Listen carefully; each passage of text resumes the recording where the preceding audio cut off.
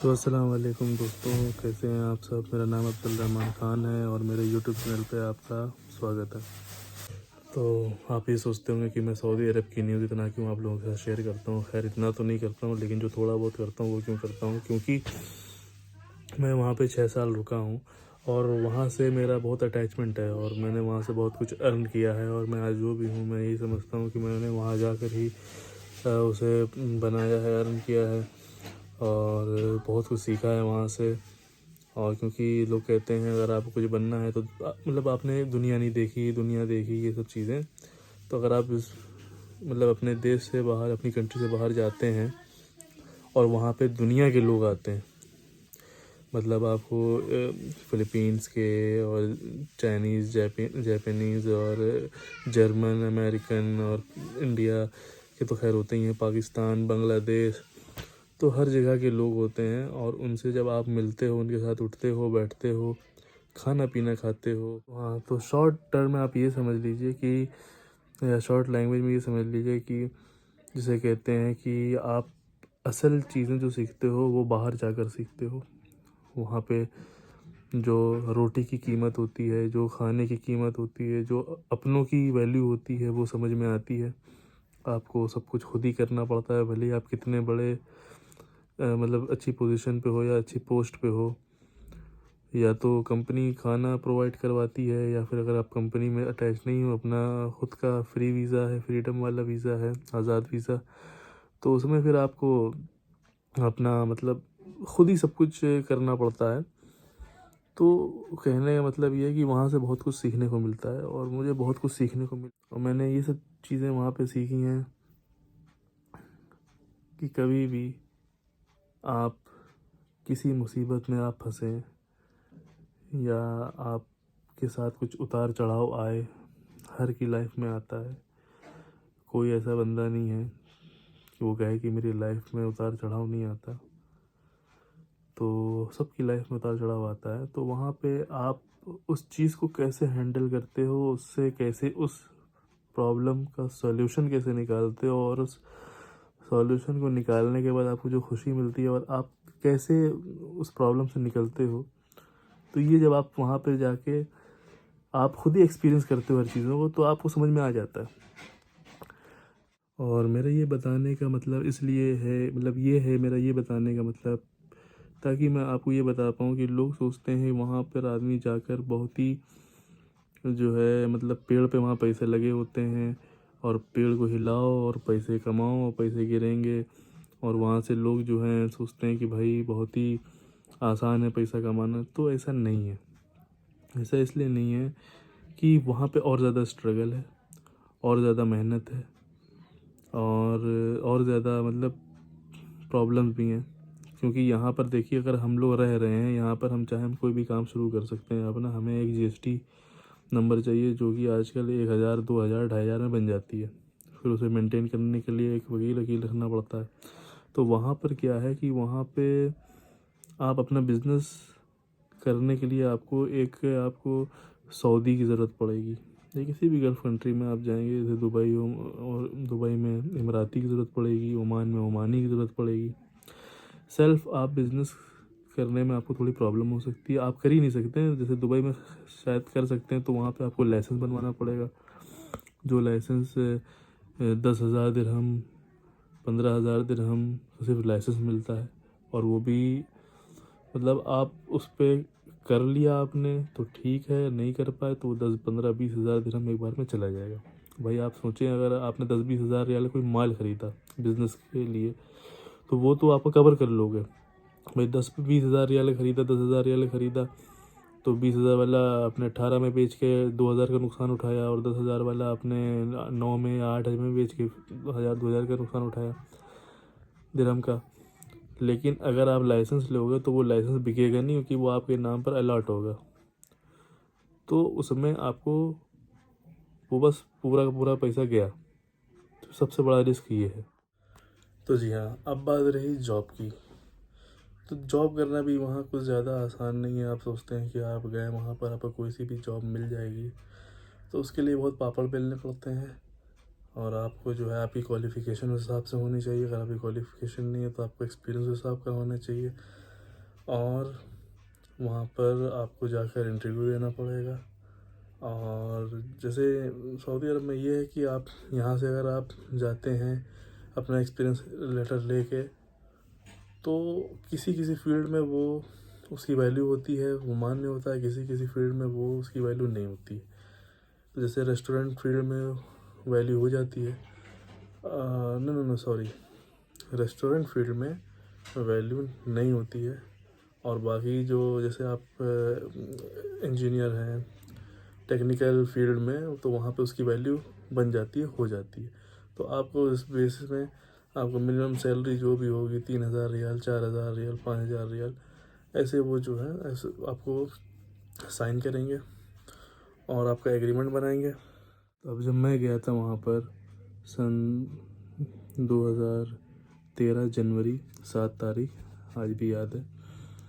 और अपना जो है वहाँ पे मैं जाके, मेरा फ्री वीज़ा था, आज़ाद वीज़ा था, तो वहाँ जाकर मैं कुछ भी कर सकता था। लेकिन थोड़ा सिस्टम चेंज हुआ, उस वजह से वो फ्री वीज़ा वैलिड नहीं रहा। मतलब वैलिड था, ये था कि आप वहाँ पे, जैसे मैं चाहता था कि मैं अपना काम करूँ, अपना बिज़नेस करूँ, मेरे फादर का बिज़नेस था वहाँ पे, तो वो नहीं पॉसिबल हो सका वहाँ पे कुछ, क्योंकि भाई वहाँ पे किंगडम है, वहाँ पर राज चलता है, वहाँ पे जो गवर्नमेंट है वो अपने हिसाब से फैसले करती है। तो उन्होंने एक सिस्टम बनाया अपना, और अपने हिसाब से उस सिस्टम को, मतलब, तो स्पॉन्सरशिप के अंडर मैंने जो है, मेरी जो कफील थी लेडीज़ थी, और वो अक्सर बाहर रहा करती थी। और क्योंकि मेरा वीज़ा रियाद का था और मुझे जद्दा जाना था, तो इसलिए मैंने जो है इसका एक स्टेप उठाया और मैं अपना जद्दा गया। वहाँ जाकर मैंने कंपनी सर्च की, ढूंढी, जॉब किया। लेकिन क्योंकि जॉब जो है बहुत मुश्किल से अच्छी जॉब मिलती है आपकी, भले ही अगर आप जैसे टेक में आप आते हो, इंजीनियरिंग लाइन में, जैसे सिविल इंजीनियर, इलेक्ट्रिकल इंजीनियर, ये सब हो गया, सॉफ्टवेयर इंजीनियर हो गया, तो आपको जो है आपके प्रोफेशन के हिसाब से जॉब मिल जाती है। और अगर आपने जैसे आपने मतलब नॉर्मली स्टडी की हुई है, तो आपको वहाँ पर मतलब उतनी अच्छी कैटेगरी की जॉब नहीं मिलती है। तो उसी में मैं ढूंढ रहा था, तो मुझे लेबोरेटरी का जो है स्टाफ में मुझे जॉब मिली, और मैंने वो 40 दिन किया, 40 दिन 45 दिन। फिर वहाँ पे सिस्टम बहुत टाइट हो गया था कि अपने ही स्पॉन्सर के अंदर में काम करो, तो उन्होंने मुझसे कहा कि ट्रांसफ़र ले लो। मैंने कहा मुझे ट्रांसफ़र नहीं लेना, क्योंकि मुझे अपना मैं कुछ और अच्छा देखना चाहता था अपनी पोजीशन के हिसाब से। तो अपनी लोग भी मुझे कहते थे कि यार तुम क्या मतलब इस कंपनी में कर रहे हो, कहीं और देखो, और बहुत ऑप्शन है, क्योंकि जद्दा जो है बहुत ही बड़ा शहर है। जैसे यहाँ इंडिया में मुंबई है, वैसे ही वहाँ पे जद्दा है सऊदी अरब में। तो मैंने ट्राई किया, और तो मैंने आपको जैसे अपनी एक स्टोरी में बताया है कि कैसे मुझे वो जॉब मिली थी। तो मुझे अच्छी सी जॉब मिल गई, और मैंने जो है अपना कंस्ट्रक्शन कंपनी में जॉब मिल जाती है वहाँ पे, तो मैंने जॉब कर लिया, और फिर जॉब अपना किया 4-5 साल, 6 साल। अच्छा, अब क्या वहाँ पर इशू है कि वहाँ पे फ़ीस बढ़ा दी गई है। तो मैं पॉइंट पे आता हूँ, वीडियो को ज़्यादा लंबी ना करके, कि वहाँ पे फ़ीस बढ़ा दी गई है। पहले फ़ीस जो एक मतलब आप अगर जॉब भी करते हैं तो एक एकामा बनता है वहाँ का, रेसिडेंस परमिट। तो उसकी फ़ीस पहले बहुत कम हुआ करती थी, 1,000 रियाल, 1,500 रियाल, और अब जो है उसकी फ़ीस बढ़ाकर कर दी गई है। जब मैं था स्टार्टिंग में तो 2,400 रियाल महीना थी, सॉरी ईयरली थी। फिर उसके बाद डबल हुई 4,800 रियाल। फिर उसके बाद जो है अब मेरे ख्याल से 10,000 या फिर 11-12 हज़ार रियाल ईयरली है, और इकामा बनवाने का। क्योंकि कंपनी वाले पहले फ्री में बनाते थे, कंपनी का सब कुछ होता था। लेकिन अब किसी किसी कंपनी को ज़्यादा खर्चा आ रहा है, क्योंकि एक कंपनी में 500 से 700 एम्प्लॉयज़ होते हैं, किसी किसी में 1,000 होते हैं, किसी किसी में 200 होते हैं। तो कंपनी कुछ होती हैं जिनका अच्छा बिजनेस है, वो तो चलो अफोर्ड कर लेती हैं। और कुछ कंपनियों ने ये सिस्टम निकाला है हाफ हाफ, 50-50, कि 50% एम्प्लॉय की सैलरी से कटेगा, 50% जो है ये अपना कंपनी की तरफ से डिडक्ट होगा। तो ये सब चीज़ें हैं जो वहाँ पर अब बहुत ज़्यादा ही इशू करने लगा है सऊदी अरब में, जो कि पहले नहीं था। और बाकी इसके अलावा जो और कंट्रीज़ हैं जैसे दुबई और ओमान, कुवैत, कतर, वहाँ पे भी हुआ है, लेकिन वहाँ का सिस्टम कुछ अलग है, डिफरेंट है। क्योंकि मैं सऊदी अरब में रहा हूँ, वहाँ की मुझे नॉलेज बहुत ज़्यादा है। और ये भी है कि अगर आप सऊदी अरब में रहते हो, काम करते हो, कमाते हो, तो वहाँ के पैसों में बरकत बहुत है। तो जिन्होंने जो हज़ार रियाल जिनको कमाते थे, 1200 रियाल, 1500 रियाल, जो इंडिया के बनते थे 20 से 30 हज़ार रुपये, उन्होंने अपने अच्छे खासे अल्हम्दुलिल्लाह अपना घर बना लिया, शादी कर ली, बहुत अच्छा सेटल्ड लोग हैं। और ये सैलरी आपको मिनिमम वेजेस जो है वो 1200 से 1500, 1800, 2000 के अंदर, 1200 से 2000 के बीच में आपको मिलती है, जो मिनिमम वेजेस हैं, जो लेबर की और ड्राइवर की और इन सब लोगों की। और बाकी अगर आप किसी कंपनी में जैसे आप जाते हो सेक्रेटरी की जॉब के लिए, क्लर्क की जॉब के लिए, ऑफिस बॉय की जॉब के लिए, तो वो भी ऐसे ही हैं, 1500, 2000, 1800, 2500, और अच्छी पोजीशन जैसे आपकी होती है तो 2500 से 4000 तक। और जैसे जैसे आप करते जाओ, अगर आपकी कंपनी अच्छी है, आपको समझती है, आपका काम देखती है, तो आपको जो आपकी सैलरी जो है वो 5-5, 6-6 हज़ार रियाल तक हो सकती है। और बस यही है कि आप कैसे वहाँ पर रहते हो, कैसे आप डील करते हो, कैसे आप वहाँ पे लोगों को ट्रीट करते हो, तो और कैसे आप काम करते हो। मेन मोटिव, मेन मकसद तो यही है कि आपका काम कैसा है। तो ये था। तो जी हाँ दोस्तों, और कंपनी जो होती है वो वीज़ा पहले फ्री में निकाला करती थी, और अभी भी फ्री में ही निकलता है, लेकिन ये है कि उसकी थोड़ी बहुत कुछ फ़ीस होती है, 100, 200, 300 रियाल, 400 रियाल, और पता नहीं अब कितनी हो गई है। तो बाकी जो है लोग उसमें अच्छा मोटा पैसा कमाते हैं वीज़ा दे के, वीज़ा बेच के।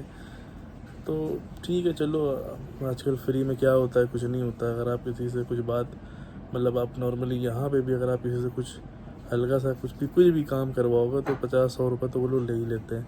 तो फिर ये तो समझ लो, आप एक बार अगर 500, 400 या फिर 75,000, 60-70 हज़ार रियाल, सॉरी, रुपए अगर आप देते हो, तो उसके बदले आप ये है कि चलो कमाओगे तो सालों, और वो आपके ऊपर है कि आप कैसे काम करते हो।